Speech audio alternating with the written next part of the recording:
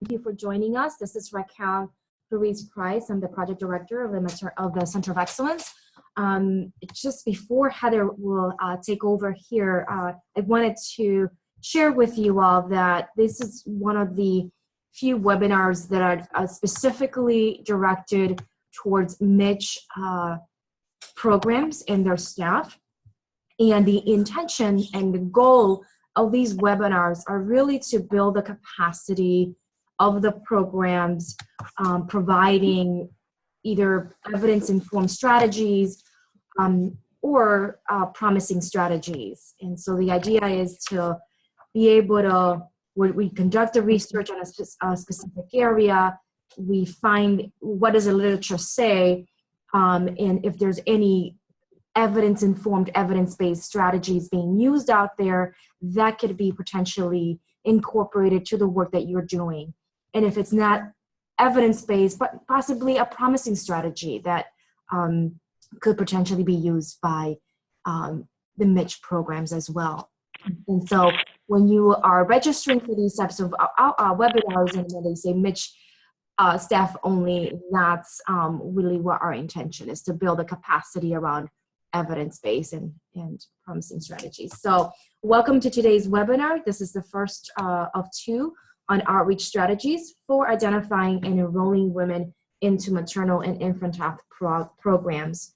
It is, we're allowing a lot of time to have discussions and hear from you as to what's working with your specific community. So at this point, I will hand it over to Heather to take over. Thanks.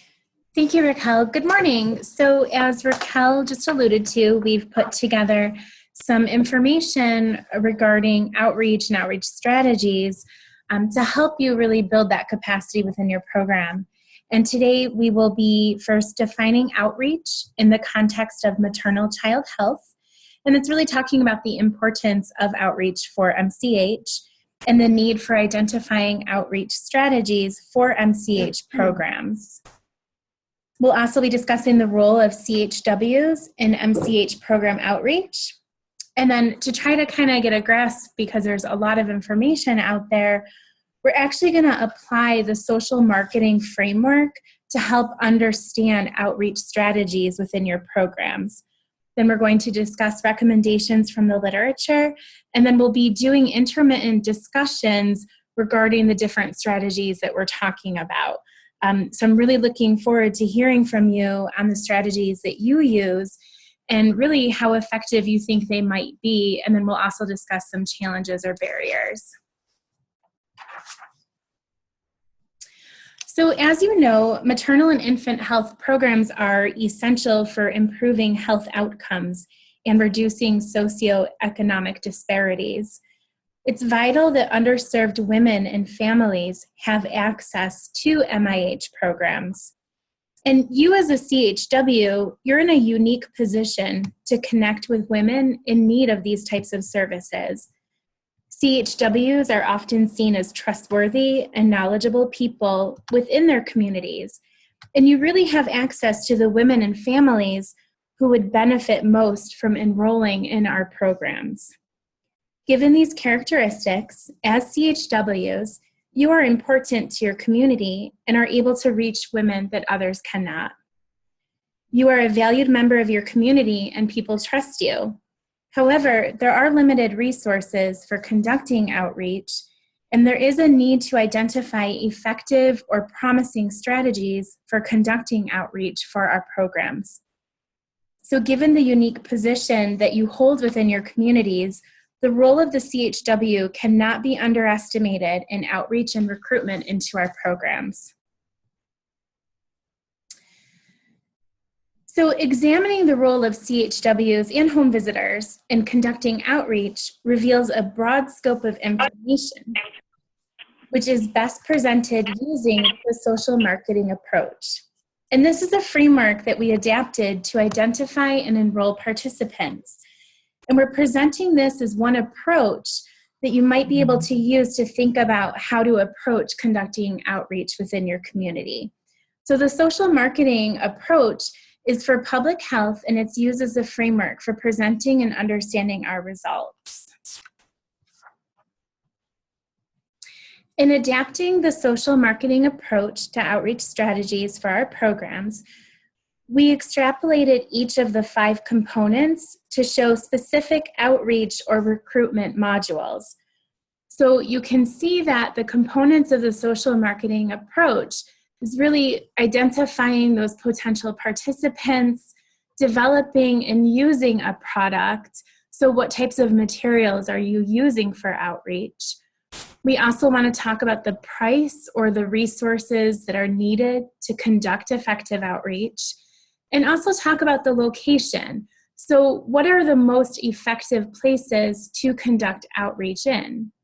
We also want to talk about how we're promoting our message.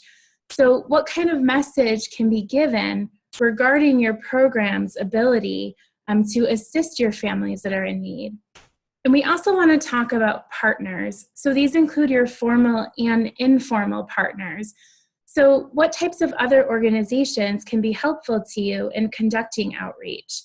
And also, what type of relationships are important to facilitate your outreach activities?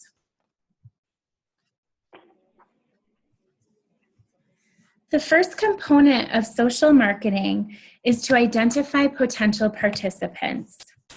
And within our review of the literature, including some program websites that we found, we really found that there were just different strategies that were used to identify potential participants.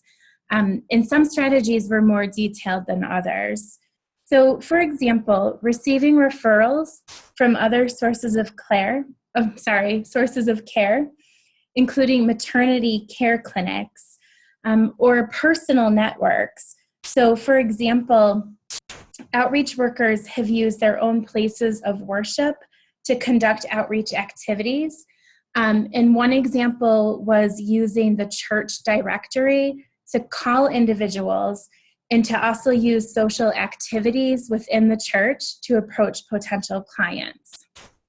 Additional programs have used door-to-door techniques or neighborhood canvassing, where people from the priority population were thought to be living or to be accessible. So some places used were also hair or nail salons within the community, barber shops, grocery stores, places like that. So now we want to open it up for our first discussion.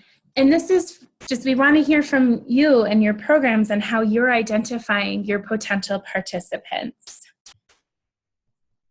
So really what we're looking for first is what has been successful for you in identifying potential participants?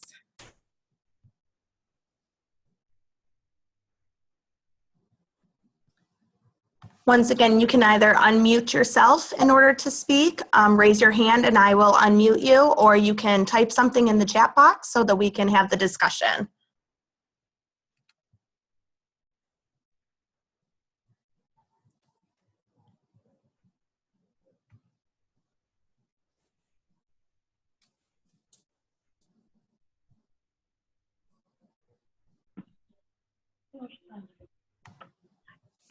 Hello? Hello? Yes, we here Hasulva Healthcare. My name is Adriana, and we have a group of colleagues here, and we were talking about, we identify them by doing tabling, farmers markets, Great. community events, beauty parlors. What type of community events are you able to reach potential participants at? Health fairs, cultural events.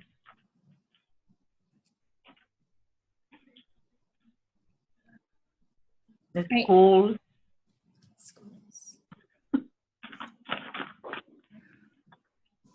Yeah. All right, and it looks like in the chat box here, we have some people do outreach and table at local clinics and hospitals and present the program. There's also, let's see, 42% of our referrals from street outreach. We're currently planning on regular sessions in schools and are also talking with a local hospital about accompanying staff on patient rounds. Let's see. And Parenthood's community events, baby showers, mom and baby expo, schools, colleges. Door-to-door outreach, health fairs, and community events. That seems to be the most popular, are the different community events and health fairs. For the door-to-door canvassing, how does that work? What's the message that you're trying to state, and how do you pick the locations of where you go?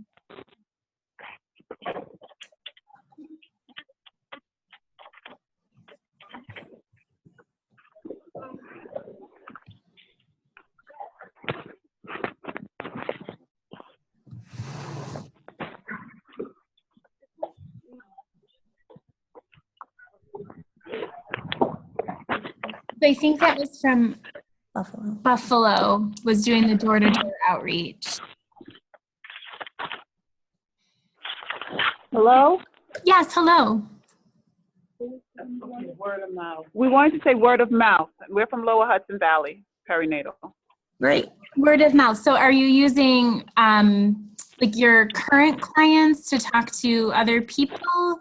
Or is it word of mouth through kind of informal relationships? Yeah, it's both. Both? Okay. Let's see. And then we have, so for the target the zip code areas, they have low birth weight outcomes and high infant mortality for the door-to-door. Hand out flyers and referral forms. Great. And then this one that goes door-to-door at facilities and agencies, talking about the program and what we can do. Okay. All right, and actually Samantha posed a great question, is how do you start the conversation during street outreach?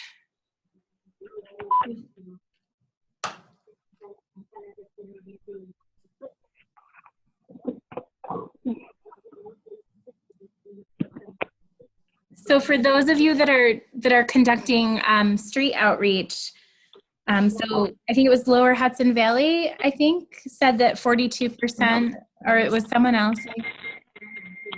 Someone said that 42% of their participants were coming from street outreach. So how do you start that conversation?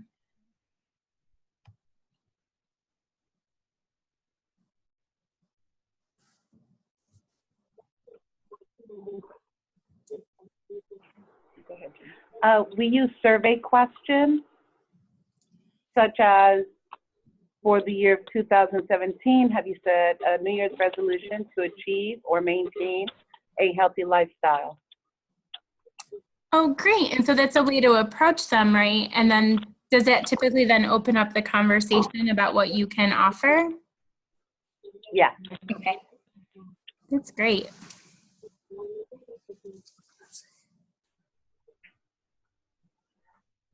Okay, and then Buffalo just replied about the door-to-door and said that they start by stating that they're looking for pregnant or parenting women. And is there anyone in the house, or is there a family or friends that could benefit from the program? They also do referrals from word of mouth from current participants. That's great. Do you track how many referrals that you're getting from your current participants? Hello? Lower Hudson Valley does. You do? Okay, fantastic. Thank you.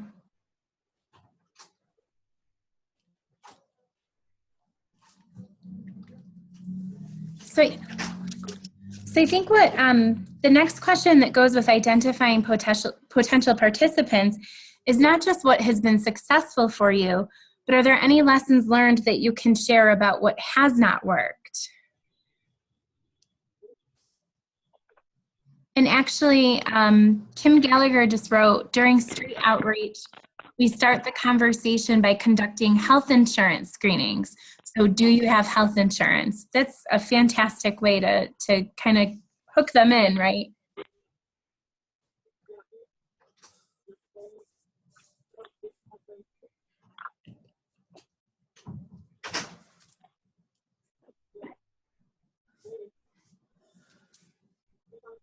Buffalo. Okay, and Buffalo also tracks the client self-referrals. Fantastic. So as far as any activities that haven't worked, does anyone have anything to share about that?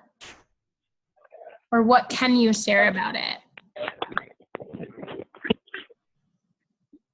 Well, for Lower Hudson Valley, it's not that things haven't worked. It depends on the season that poses the different challenges. So everything has worked at some given point in time. Okay, so when you say season, do you mean that some things work better in the winter versus in the summer? Correct. Okay, all right. Oh, interesting. It's actually something that did not come up in our search to provide promising practices. There was nothing about how seasonality might affect that. So that's actually something really interesting to look into. And we also had from Buffalo, we found that the radio and billboard ads did not bring as many referrals as anticipated. Right, and so you probably put, limited resources that you have into doing some sort of ads, and then they don't actually give that payback that you're looking for. That must be really frustrating.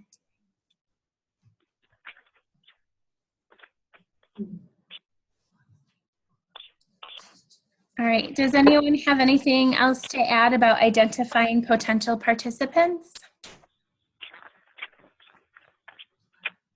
Yeah, hear me? All right, so Hello? hello. We were just saying that you should know the language spoken. Yes, absolutely, and we'll actually get into that in just a little bit. But right, so if you have, a community that primarily speaks Spanish, it really wouldn't help if you sent someone in who spoke English and Mandarin Chinese, right? So knowing that appropriate language is very important. And then NFP Bronx, Mariella also said that potential clients also travel at certain times and are affected by school season, which changes where potential referrals may be captured. So that's also, something very important to consider. Good. Well, if you want to add anything, please feel free to go ahead and still submit your responses through the chat box.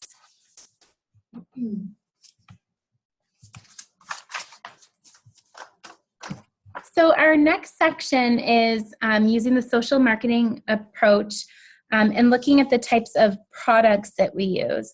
So an important part of outreach stems from the product or the types of materials being used to engage your potential participants. So multiple studies have shown using culturally appropriate materials, including posters, brochures, and advertisements. And so when we say culturally appropriate, what we're referring to is the language or the images and the examples used.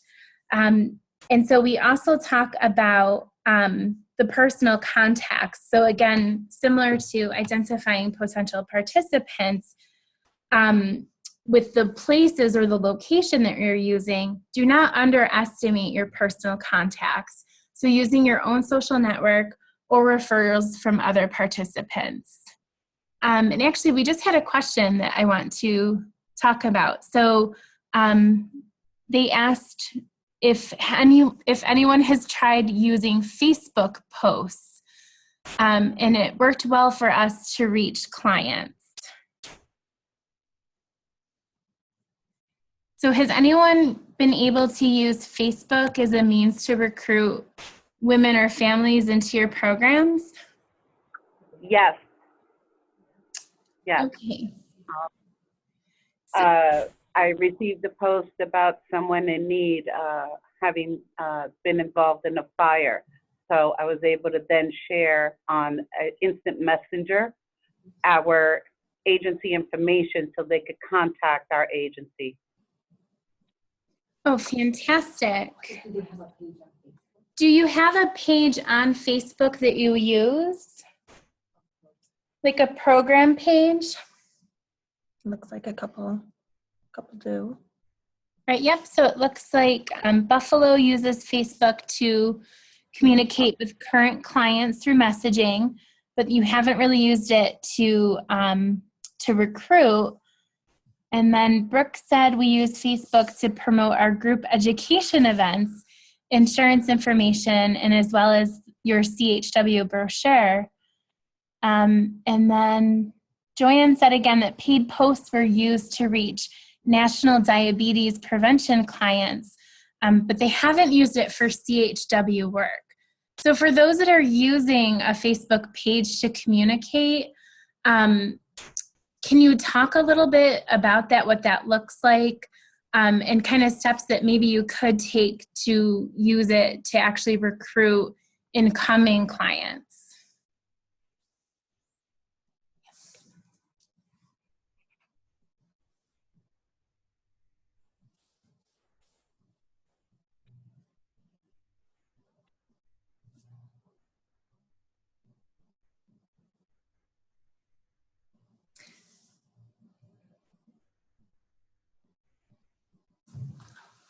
All right, so maybe you can let that simmer a little bit, and if you're ready to share how you're using that, that could be a great conversation. Excuse me. So someone did ask us, oh, hello? Hello? Yes, hello. And also the question as that people are thinking the response, how do they get the target population in their Facebook links or in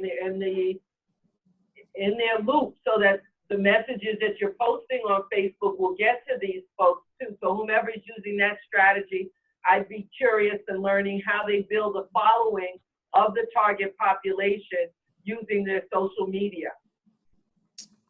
Great question. That is exactly what we are wondering over here at the COE as well. So for whoever is using Facebook for that, if you could say a little bit about that.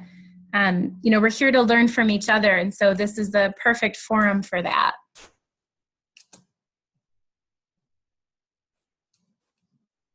Okay, and it looks like Queen said that they use their Facebook page for baby supplies exchange, and that they also post events, and then word spreads through word of mouth. Excuse me. All right. That's good. So for the Facebook page, for the baby supply exchange, is that clients posting what they have or what they need, and then others respond to that? Yes. Okay, yes. All right. And then Brooke from North Country said that she invites their clients to like their Facebook page, and the employees at North Country like and share their events. So they use their own personal contacts to see that and share it amongst other agencies. So that's really using your social network, right, to find those potential participants. That is a great example of using social media and social networks. And then NFP Bronx said that for them, for most successful, brochures and posters are their most successful way. And that personal contacts as well, they carry more weight when current clients or previous clients encourage the program. Exactly, because they can really endorse the program, right? And so you want to make sure that you're using your current clients and your past clients to really help spread that word. And then Buffalo also said that when they open the clients, you get their email address and Facebook names and follow them on Facebook, so that if their phones are disconnected or they move, or you don't have a current address, you can message them on Facebook. And they also post educational information and agency events. That is a fantastic way. We know in this day and age, even when our clients lose their phone numbers, they somehow still manage to get on Facebook. And so that's a great utilization of that tool. Fantastic. Keep the comments coming. This is really helpful. All right, and so we did have a question about talking a little bit more about the incentives, so enrollment incentives. So enrollment incentives, including money, has been reported as part of a successful outreach tactic.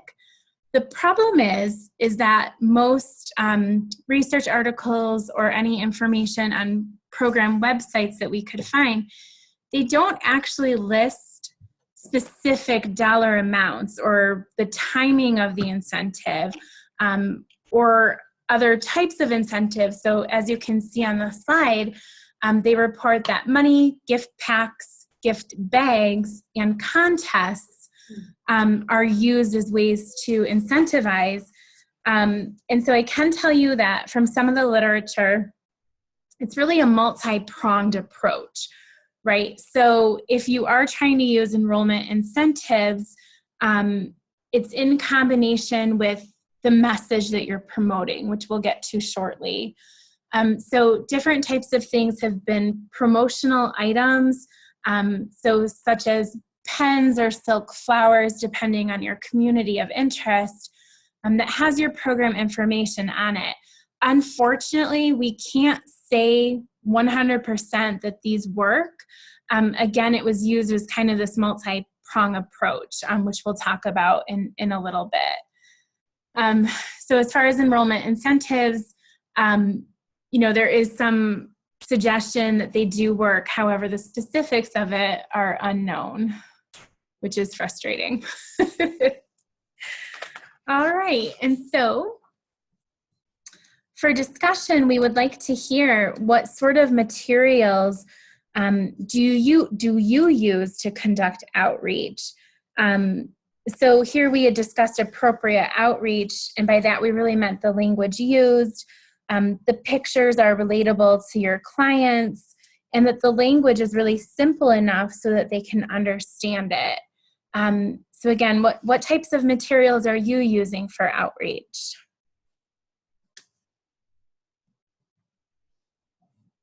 Lower Hudson Valley, we're using brochures, and I know subscription pads, pamphlets. Can you talk a little bit about what your brochures look like or what type of information is provided? And then these prescription pads, I'm actually really interested to know what that looks like. What does that entail?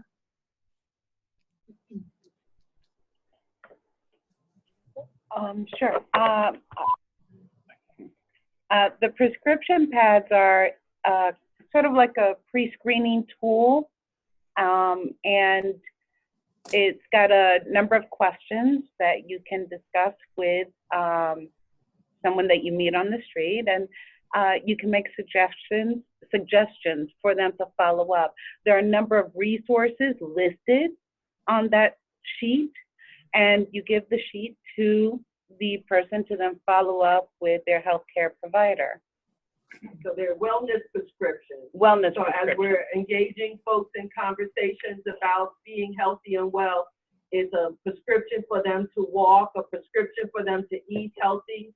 It's a prescription for them to stop smoking, and it has the quick line telephone number on it. It's a prescription to get the mammogram and other things that start the conversation and or end the conversation. So if the team has been engaged in the conversation with the participants or potential participants, we can leave them with this wellness prescription. That's fantastic. Is there a way to share what that looks like? Can you email it by any chance? Yes, and we've also shared it with the state, but we can send it to Raquel. Oh, that would be fantastic. Thank you. She's smiling and shaking her head yes. Fantastic. And then for your brochures, and this can be open to anyone, what types of messages are on there? Are you using primarily pictures? And how do you determine what pictures really go best for that? Pictures are being used as well as wording on the brochures, and the pictures represent the population in which we're trying to target. Perfect. Great. And Kimberly had written that the outreach materials they use include pamphlets, brochures, and postcards. and that their brochures have families on them and bullet points of what services are offered. And then the postcards include the CHW name, the local home visiting agency name, and number. That's great. And so when you use those, like the postcards, are those left in locations for people to just pick up, or is this like a targeted way to approach potential participants? And do you track, how many postcards you're giving out, and then do you track where that client was being recruited from? Okay, so Kimberly said both.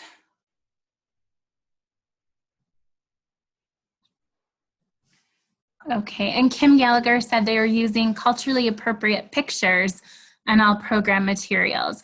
And so, Kim, when those were developed using the culturally appropriate pictures, did you meet with kind of gatekeepers from the community to find out if they thought that they were culturally appropriate, or how did you deem them culturally appropriate? And this isn't just to put Kim on the spot, but really any program that you say you use culturally appropriate images, how were they deemed culturally appropriate?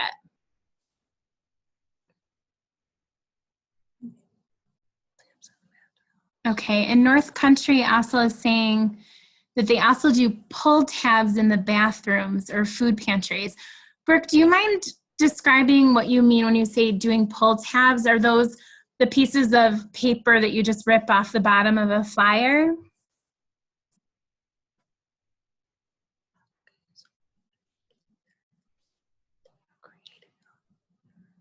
Okay, and NFP Bronx, they use multiple bilingual program fact sheets. So they do English, Spanish, and French, and they've been designed to be culturally inclusive and have pictures of real families served.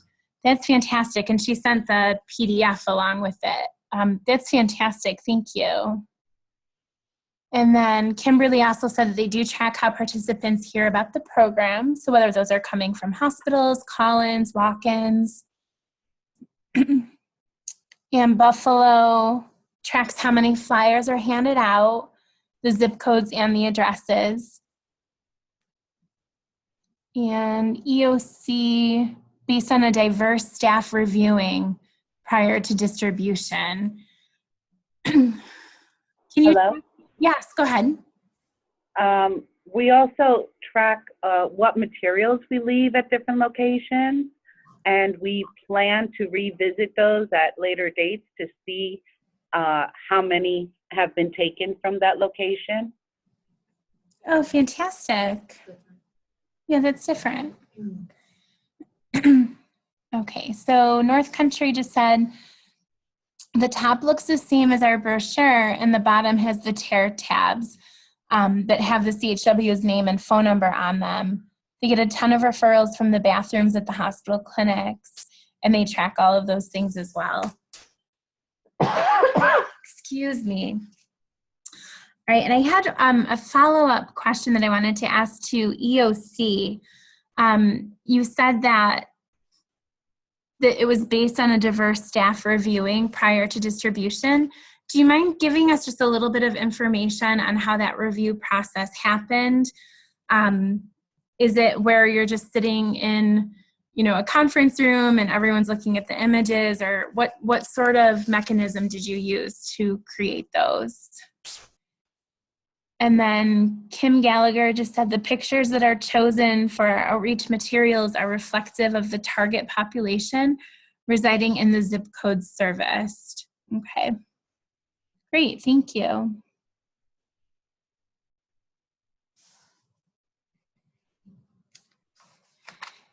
Has anyone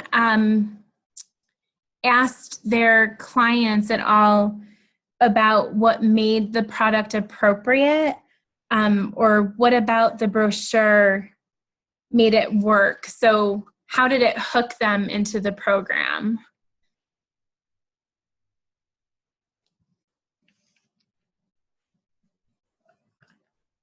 So really, based on any of the materials that you're using, what sort of feedback have you been given, and how did that feedback occur? Was it you asking for feedback, or were it just clients organically giving you that?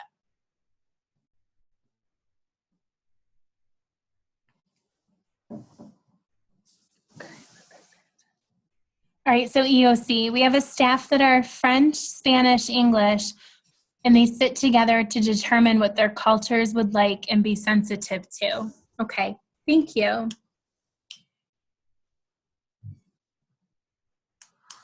Hello? Yes, hello.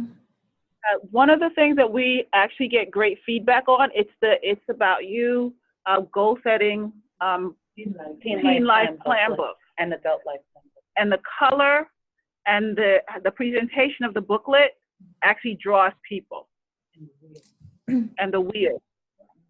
We have a wheel. For some tabling events, we also have a wheel that draws people in because they want to find out what that's about. And it's a wheel where we have questions that are relevant to the work. They spin, and then that also is a conversation starter.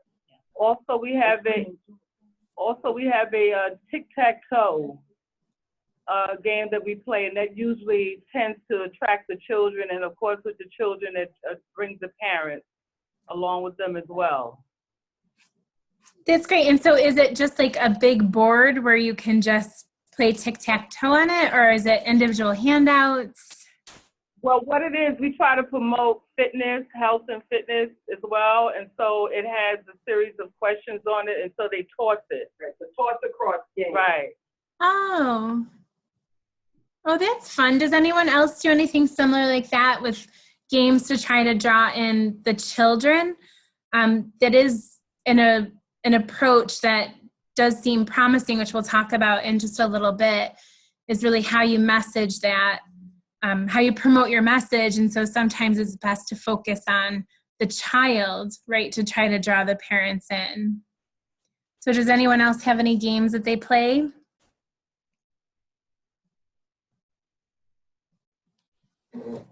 We also have fitness dice. Can you describe that for us? It's there are two dice, and what it is that one dice has the numbers on it.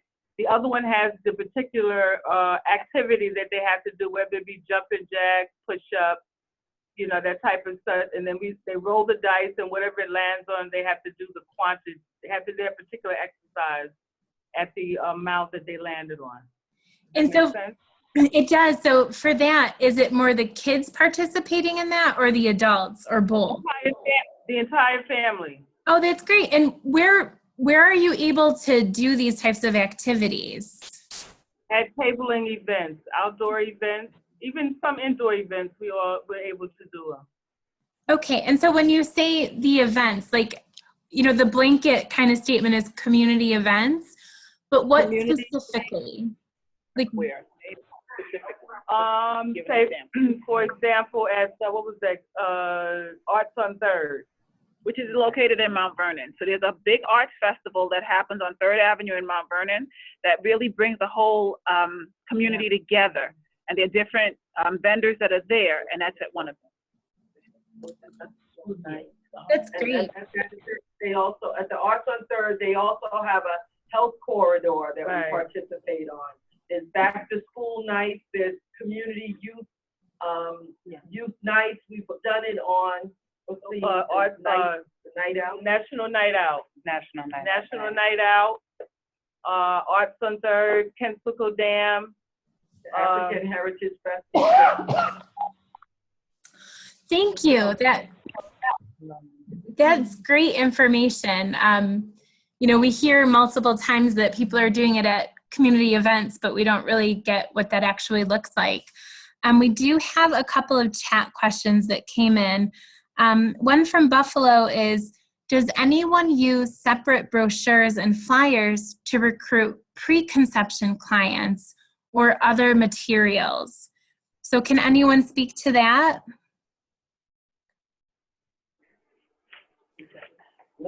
We have a preconception survey that we utilize. Okay, and what does that ask about? 10 questions based on the CDC survey for preconception health. And we've got the answer sheet, and that then allows us again to have dialogue and open a conversation around health and wellness generally. It's the CDC survey that was developed several years ago. Okay, fantastic. Thank you. All right, and as far as games, someone said that for general health info, they use a Blinko game where chips fall down board and there are topics at the bottom. And those are used at county fair, health fairs, farmers markets, and that they can be adapted to CHW work.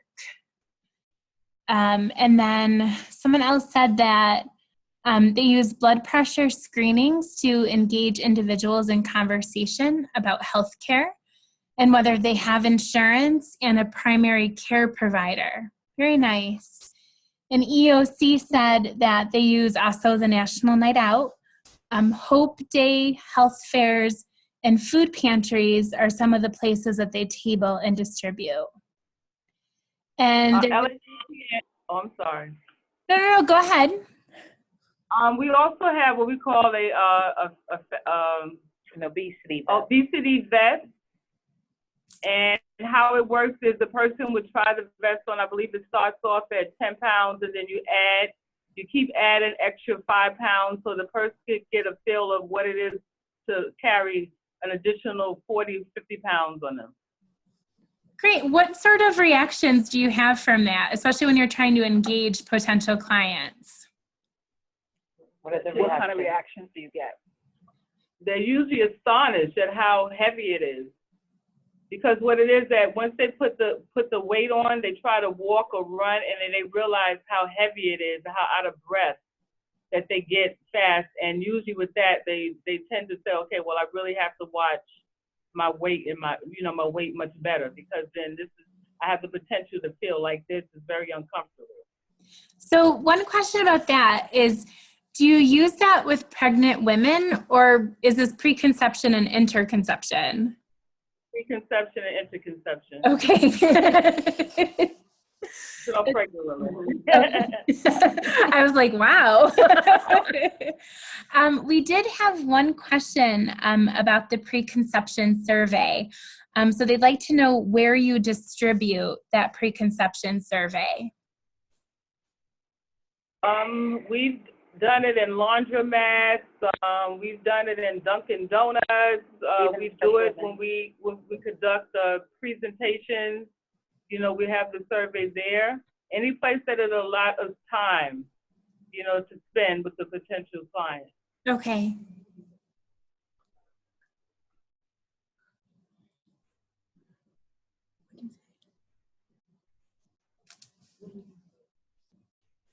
Oh, so after the survey is completed with the woman, what do you end up doing with the woman? And the survey. So is there a follow-up, or do you ever just base referrals on that? Well, if they're in need of multiple services, we connect them with a community health worker. But if it's just one issue that they need, we usually connect them. Okay. Directly to that resource. Okay. And are you tracking then those women that you've reached that you're referring out?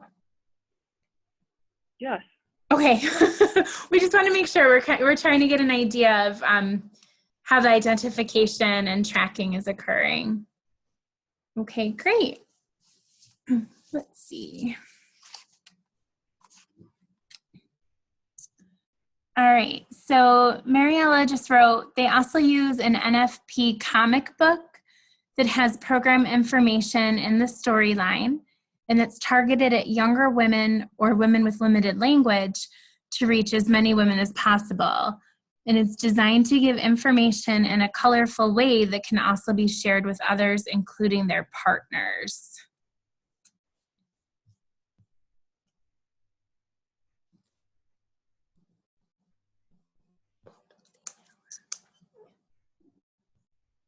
All right, so Mariella, that's coming right from Nurse Family Partnership.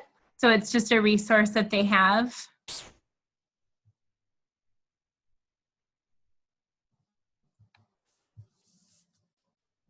All right, and then we did have someone question whether you could share the preconception survey.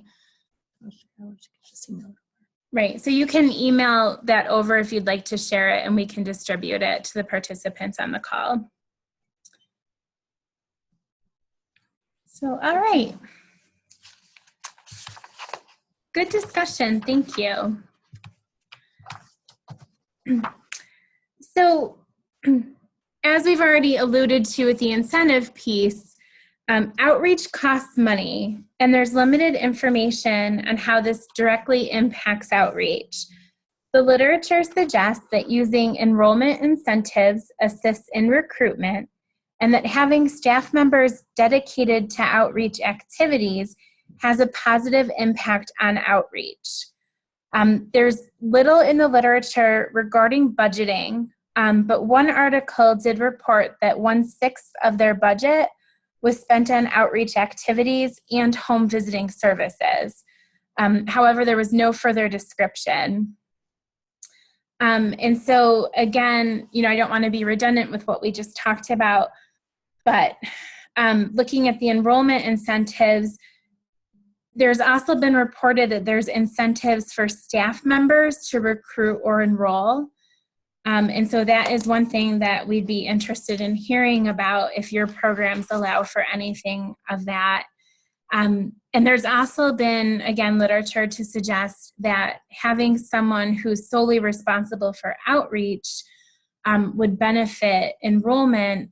As you know, juggling your responsibilities in your CHW role along with your outreach activities, I'm sure that that can get overwhelming at times. So we're going to open this up for discussion again. So really the first question that we have is, do you have any staff that assists you with your own outreach activities, or are you all independently responsible for conducting your own outreach? We actually have an outreach team that their specific role is to do outreach as well as education in the community. In our Westchester project, we also couple that with the health promoters. We subcontract with 2 agencies, one that focuses on Rockland, and actually 2 of them focus on Westchester to augment it so that they're out there getting information, educating the community, and identifying the people that can be referred to CHW services or other services in the community. So a question I have with that, since you have a dedicated outreach team, are the CHWs still responsible for conducting some outreach, or does that fall solely on the outreach team? They do some still. Okay. All right. Do they have, is there any sort of like target number that they're supposed to meet? Right, we're working on refining it so we have those goals and hitting the target as we are perfecting MISH. Okay, fantastic. And so EOC said that they have 2 outreach workers who do most of the outreach, but all other members of the team also do outreach. And then Kimberly wrote that their team is responsible for outreach, tabling, and workshops, and they do not have any assistance. So Kimberly, a question that I have about that, as a CHW, how are you balancing your need to do outreach with the needs of your current clients? Yep, and so Kim Gallagher also wrote that their CHWs do all of the outreach, as well as Ms. Maldonado, so that at the Queens Mitch, the CHWs do all of the outreach. So really this is open, obviously, to anyone who has a program where the CHWs are solely responsible. How do you handle that? What's a good balance of your time? Do you have kind of a schedule that you know that on Mondays you're doing outreach and Tuesdays you're working with your clients? What does that actually look like?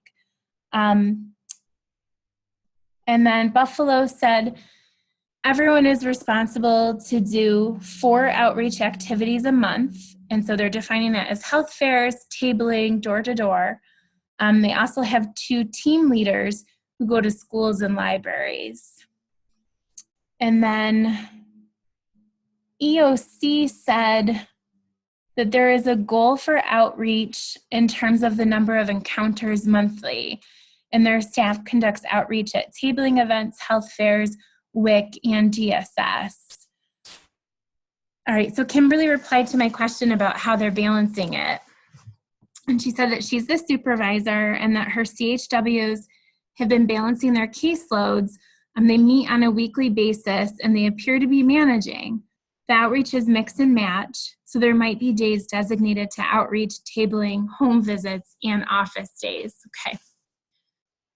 All right, and then North Country, Brooke said that her CHWs are responsible for their own counties in those flyers with the pull tabs and events, and she has them keep track quarterly of their own supplies.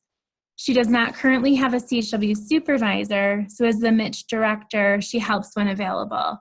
I'm already working closely with all of our partners, hospitals, etc. So if I'm going in to do educational pieces, I take everything with me. That's great. Talk about multitasking. And then EOC has 2 days set aside for paperwork, and those are defined days where the staff can table at WIC, DSS, and other local sites where the target population congregates, so such as health centers. That's great. For those of you that have CHWs as the primary responsible role for conducting outreach, has there been any discussion about employing someone that would be responsible for outreach activities to try to kind of balance that load?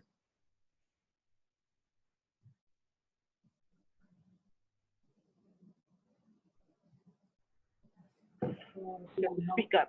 Speak up. For Mount Vernon Neighborhood Health Center, we do have 3 sites. So what we do is more seasonal, like in the summer months when it's nicer. Can you hear her? Barely. Just gonna say, have her speak up a little bit louder. Move a little closer. In the summer or spring when it's nicer, we do more community events besides the tabling. And then now that it's winter, we're doing like the South Zone. So everybody gets to participate in outreach. We don't like divide it up. Everybody gets to take turns to do it. Okay, so you divide it up, and some of it is based on season. And it's seasonal. Depending on what season it is, would depend on the outreach activities that they're conducting. Right. So in the summer, they do more tabling events, and in the winter, they do more. Yeah. Oh, So it could be cultural events, community health events, church events that we participate in. So church events and community events during the winter or the summer? During the summer months is when those happen. Okay. And winter. And then tabling happens predominantly within the winter months. Okay. All right, fantastic. All right, and so the next question that I have is, do you provide incentives? I know perhaps that there's not a lot of budget area for this, so we are curious as to what you are able to provide, if anything.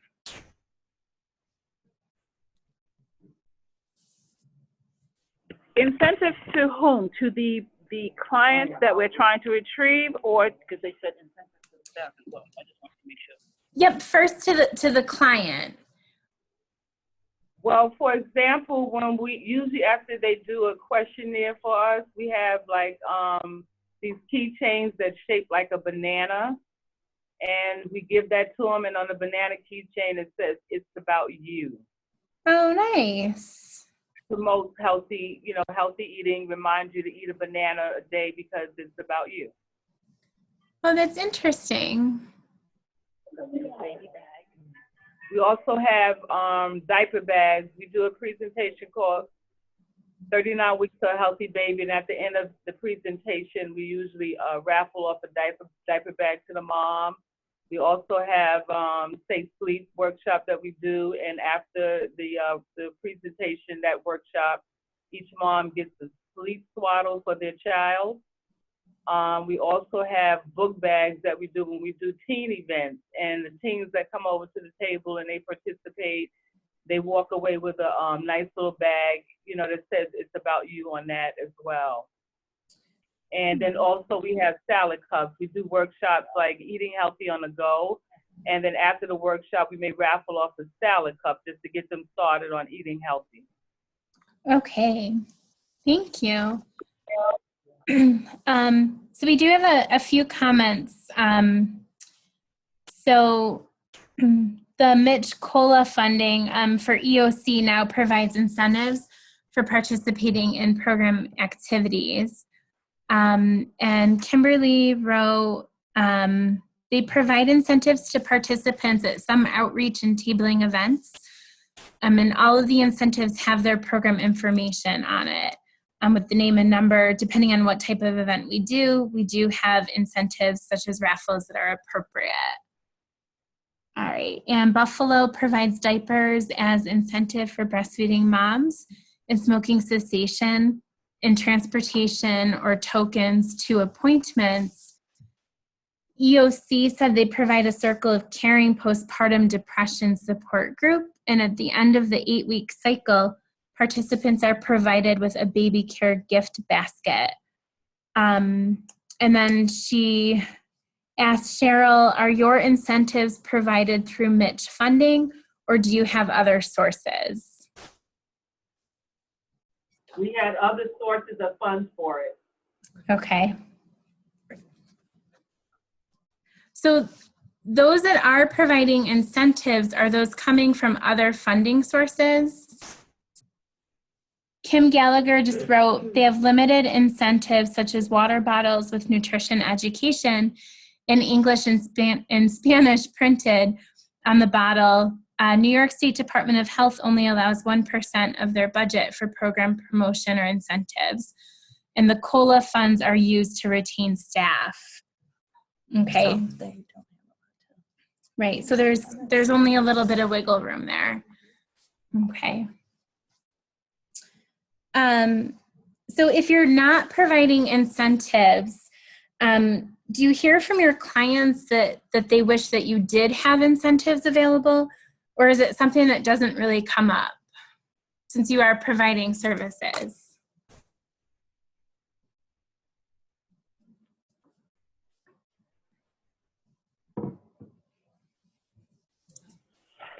People always ask for, so what do you have for me today? Do you often have something for them? No. I often tell them the information. Perfect. All right. And we have another comment. So my eyes are giving me trouble. So Buffalo said they use other sources, and they have an annual community baby shower that donates baby care items, including books, diapers, and clothes. We did have a question for those providing incentives. For instance, if people choose to breastfeed, do you provide diapers, or do you wait and see if they breastfeed for a week? How exactly does that work?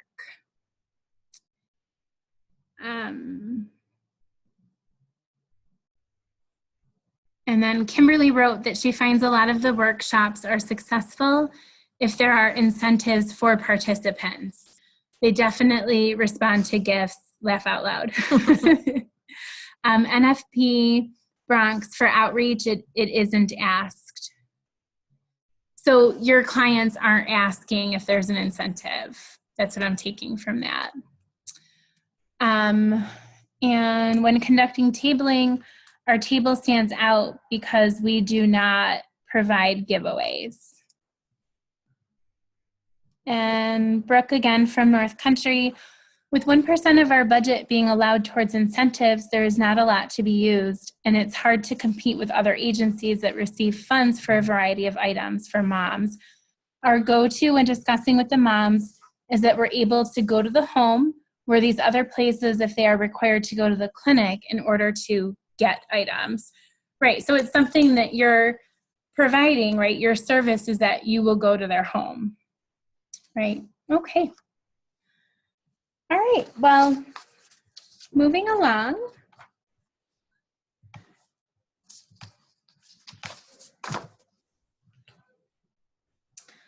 All right, and so, I just want to say that as far as the incentives, I know we could probably talk for another hour just on incentives alone. There will be a second webinar for this where we'll also be able to discuss that more at length. So moving along, the next component that we want to talk about is the location where outreach activities occur. So the literature supports that a multi-pronged approach is best with using many different places for outreach. So health fairs were deemed a promising practice. Community events are mentioned as places to practice outreach activities, but no specific types of events or tactics used at the events were detailed. So the conversation we just had about where those community events are actually occurring was very helpful. Using local schools or daycares are seen as effective places.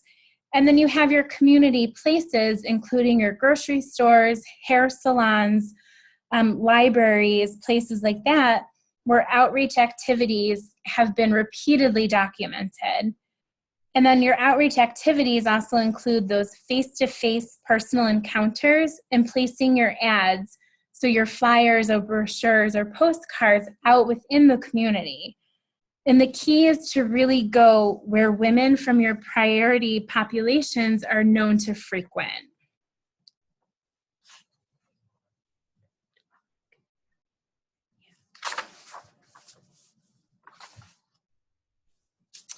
Okay, and before we move on, I just wanted to bring your attention to a couple of comments in the chat box. So for clients that are enrolled, when I asked if they were asking about incentives, NFP Bronx said, yes, they ask about baby care or even clothing for themselves. We do work with other agencies to help fulfill the need for gently used or donated new items. That's fantastic. You know, using your community resources, your partners, to try to fill those voids. And then Buffalo said, when clients choose to breastfeed, we have them sign a breastfeeding contract, and they get the incentives at 6 weeks, 3 months, 6 months, and 1 year. The CHW supervisor confirms the client breastfeeds and provides education and encouragement to continue. Okay, fantastic. So you're reinforcing the positive behavior of breastfeeding. So that's great. All right, so moving on to the next outreach strategy. So this is promoting your program. So this is really, what message are you giving to try to hook them into your program? So conducting outreach, obviously it's important to properly promote your program. You don't want to tell someone that you give one thing when you're actually delivering something else. And so one way that the literature has suggested as a promising practice, if you're having difficulty enrolling women or families into your program, we suggest that focusing on the health of the baby or the child might help recruit those families into your program. And additionally, we also see again that going to places where your women from your priority population go is important, as well as using the combination of the culturally appropriate messaging. And so that's not just translating your materials into different languages, it's also giving the message that is relevant to that culture. And so we do want to open up discussion at this point, and I'd like to just ask you, what sort of messages are you giving to your potential clients? So really, what are you saying to hook them into your program? Do you focus on more the health of the mom Or are you able to focus more on the health of the baby or the child? What's worked for you, and what type of messages haven't worked for you? Okay, so EOC said both. Yep, go ahead. I was just going to say it depends. So I'll start a conversation with a survey question, and then from there, I watch the interactions between parent and child to then determine what direction to go. It's a dynamic process. Right, so it's a learned process, right? And it's in the moment. It's not something that we could sit here and tell you exactly what to say in each of those instances. Right. Good. All right. Kimberly just wrote, the CHW definitely focuses on whatever needs they are displaying. In our community, it's heavily on immigration issues and housing. So the CHW goes in that direction initially, and after assessment might uncover the other issues. Okay. So it's really this point of triage almost, right? You find a client, a potential client, and you really have to listen to them to see what sort of needs they might have. And then maybe you're able to promote your program through identifying those. Because the goal is actually to find out what's important to the client. Because we can start with the unborn child, but that may not be their primary focus. If we can concentrate on what their particular need is, then we can branch out truly to something else. Fantastic. Yep, that's so true. Yeah, I mean, yeah, you definitely have to be able to engage the mother and be genuine about that you're concerned about her needs and whatever is going on in her family dynamic, and then move to help with whatever she's saying that the needs are or the goal that she wants to work on. Were you able to hear her? She was saying that you need to focus on whatever the needs of that particular individual is concerned about. So if housing is their particular, is their focus, if you can concentrate on that, and you can build trust with them, because at least you're sharing with them that I understand that your housing is a need for you, and I'm going to deal with that issue, and then we can move on to something else. It's about building trust as well.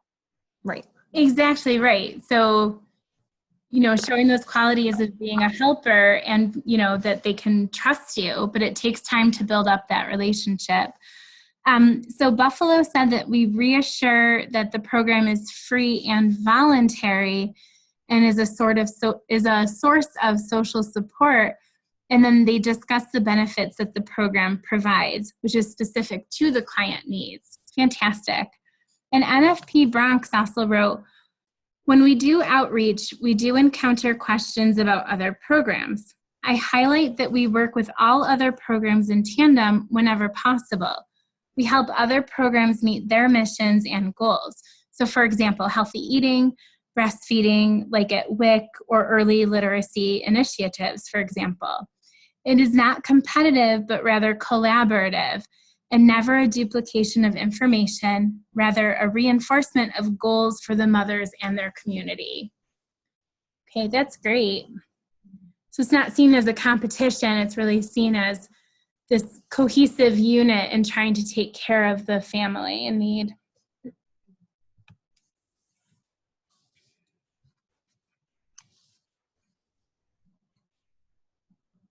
All right, and at HRH Care, we deliver a message on having your primary care physician and to make sure to have an appointment for a physical once a year.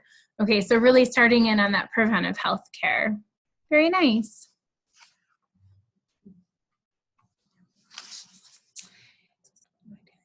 And Kim Gallagher wrote that they also provide messages consistent with maintaining a healthy lifestyle. Right, you really can't go wrong with trying to promote the healthy lifestyle, especially when we're looking at women of childbearing age. Good, so we're gonna just move on for sake of time. So the last part of the approach that we're looking at is really using the social marketing framework to talk about working with partners and how integral that is to conducting effective outreach. So we want to maintain relationships that were already in existence, and that's key, as well as using your own personal network to meet new potential participants. So when we think of working with partners, I think we often think of just those formal relationships.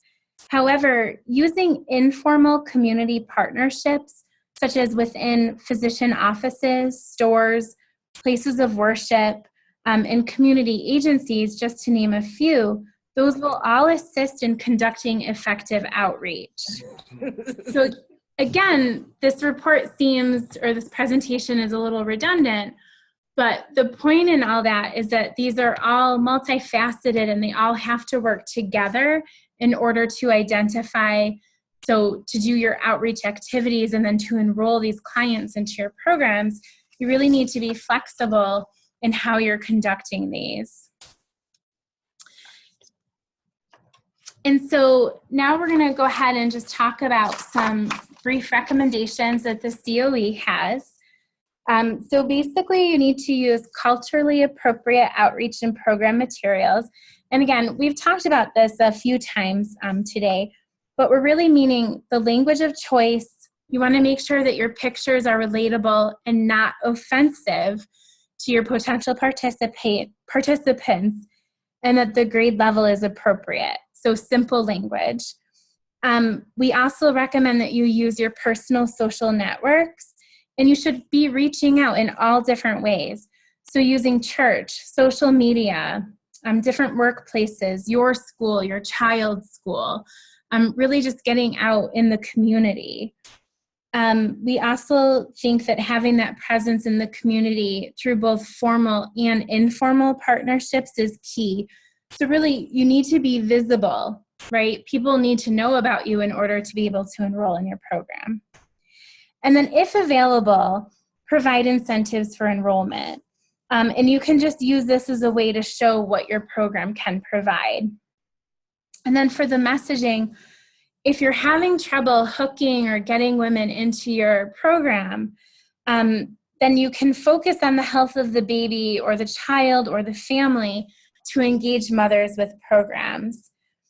And obviously using those multiple strategies at the same time.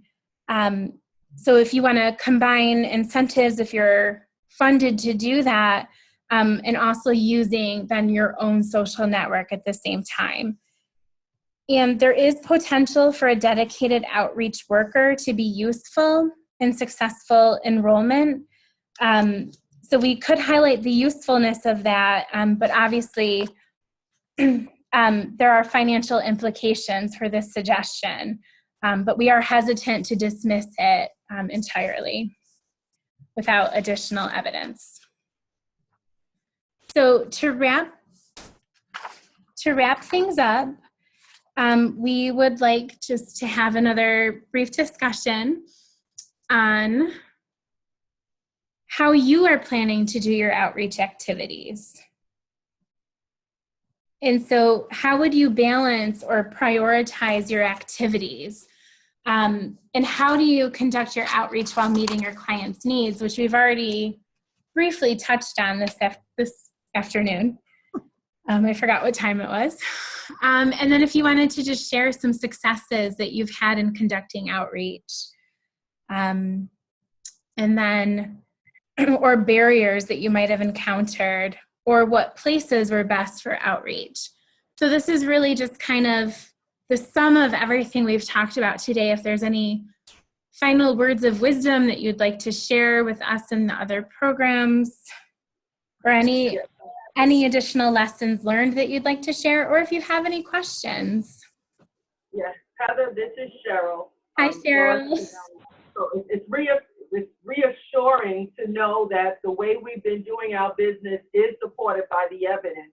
Not that we had question about it, but that it is. But what would be helpful for us is to know the things that we don't already know, because that list presented a lot of that, and there's still challenges. MISH requires us to get women of childbearing age who are not already engaged in care. we use these strategies and are not necessarily always successful in getting it. So digging beneath this research and giving us strategies for how do you identify those women, how you get that needle in the haystack, how can we get access to data that shows us in our target neighborhoods where are the clusters of women who have had adverse birth outcomes are, so we can then hone in on those specific areas in the neighborhood as opposed to the large area. So I believe we are doing a good job, and I would say for most of the colleagues on the phone in their agencies, we're doing a good job on that, but need more support to narrow down so we can get and target. We've got limited resources. If we can get data that shows us where in the community we should be spending most of our time, either data, as I mentioned previously, because of poor birth outcomes. These are the neighborhoods or the census tracts or blocks where significant numbers of preterm low birth weight births occur, or these are the areas where, based on other birthers data or whatever, that's where women are obese, where the other risk factors associated with poor birth outcomes, where those clusters are, so we can then target those neighborhoods and penetrate with the limited resources. We're not going all across the zip code. We're going on the blocks that are most relevant or the housing development. That's where it would be useful for us. I appreciate sharing what we're doing because there are some tips we've learned from one another, but getting that type of support would be helpful for us to move this to the next level. Those are all fantastic points, Cheryl.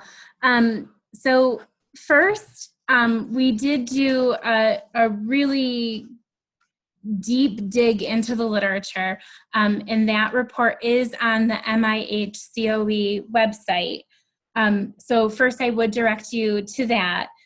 Second, I would be willing to be speaking with the Department of Health to figure out what sort of additional data we can provide for you so that you can then effectively target those areas.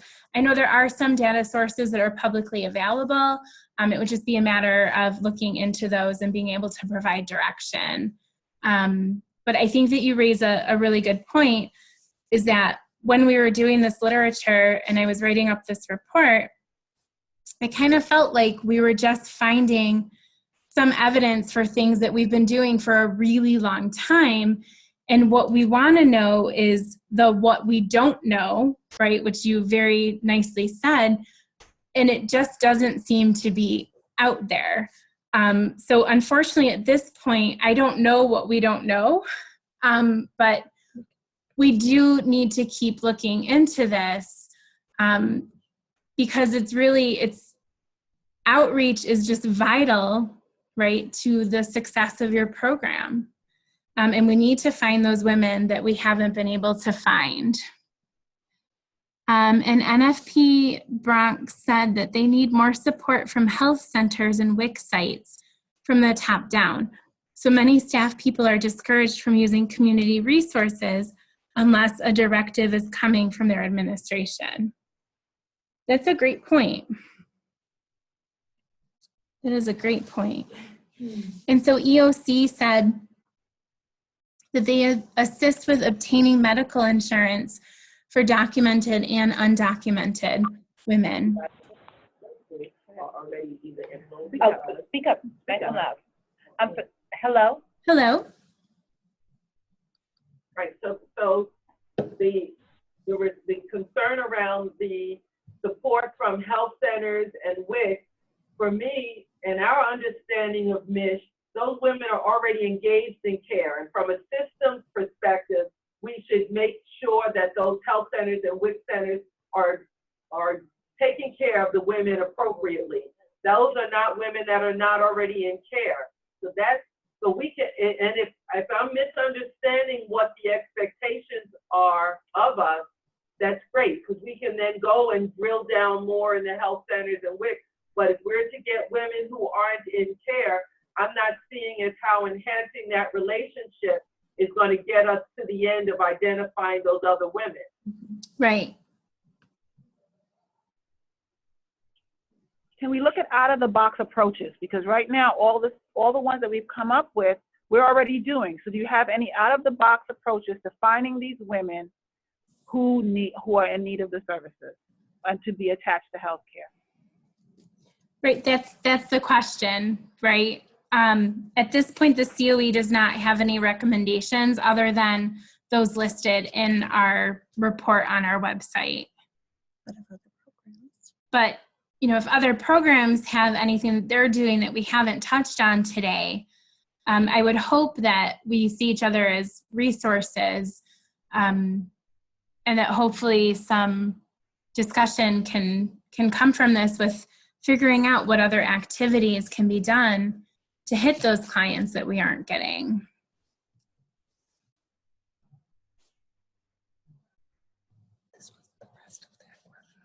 Okay, and NFP also said, care goes beyond a doctor's visit. It's also the influence those women walk away from and bring home to their families and other people that they come in contact with. Right, so that goes right back to, having your clients talk to other people. And NFP also said it's the conversations that women start because of our programs and services with each other. And EOC wrote, they reach out to WIC, et cetera, to engage in supportive services. Right, so providing exactly what those families need.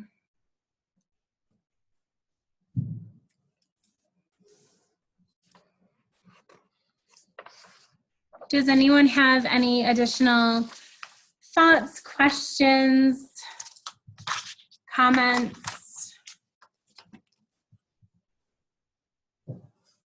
We had two. Okay. Can anyone suggest what can be done during the winter months to actually find clients? So some of our programs had already stated that they were doing different outreach activities based on the season. So if any of you can go ahead and chime in with this, we need to learn from each other.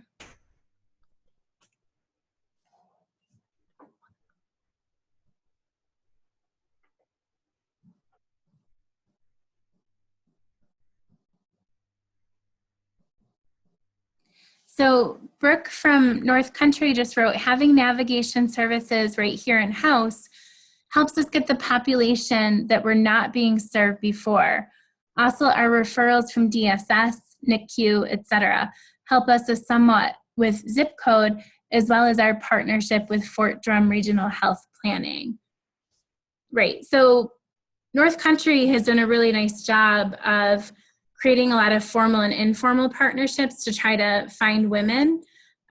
So I'm sure Brooke would be more than happy to share any of that information with anyone looking for it. And NFP Bronx said, in the winter, pair up with libraries, shelters, or coat drives. Those are great ideas.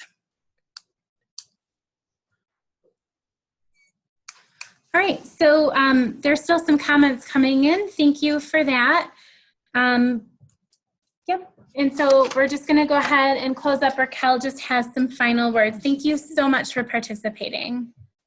I just want to ask to the question about thinking outside of the box, and I think it was Cheryl's comment on access to data.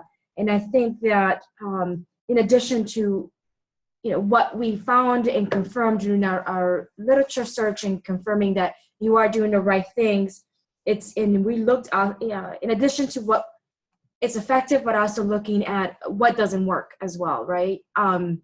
But my final comment to the out of the box strategies is thinking about a data-driven approach. So where's the current data coming from? What access do you have? So looking at where are there high rates of low birth weight or infant mortality and so forth, where are those adverse birth outcomes coming from in your neighborhoods by zip code? And those are probably, I'm thinking here out loud, maybe in terms of your preconception outreach, targeting those women in those neighborhoods where those rates are higher, and before they get pregnant, try to give them the information ahead in advance. And also looking at what places you have not tapped into. So we tend to go where maybe the WIC offices where they're at, the schools, because there are young people present there, and there's easy target. But where are those individuals, those women, hanging out or socializing at, that you have not tapped into, you have not conducted outreach to, and maybe thinking about the places you're not going into. Just a thought, and I think we can continue this conversation in the next webinar. So think about where's that list of referrals, where are you going, and where you have not gone into. For example, I'm thinking, because I've worked in an STD clinic before, have you gone to STD clinics to do some outreach or to provide referrals, get referrals from? Or are there regional perinatal centers that you have not worked with or not yet working with? So just some thoughts there. So our next webinar on outreach is scheduled for March 9th at 11 a.m. And we're going to discuss how to incorporate the promising outreach techniques within your community. And we'll discuss common barriers and identify successful strategies. And so in preparation for the next webinar, we really ask that you think about these questions. And an email will be sent out regarding the information needed. But this way, even if you can start brainstorming on your own about some of those outside of the box type things, I'm really hoping that we have a really fruitful discussion during that time where we can really talk about what steps should we be taking to enroll these women into our programs, especially those that we haven't been able to successfully enroll in the past. So thank you so much for your time today and your participation. And I hope that you enjoy the rest of the month, and we'll talk to you early March. Thank you so much.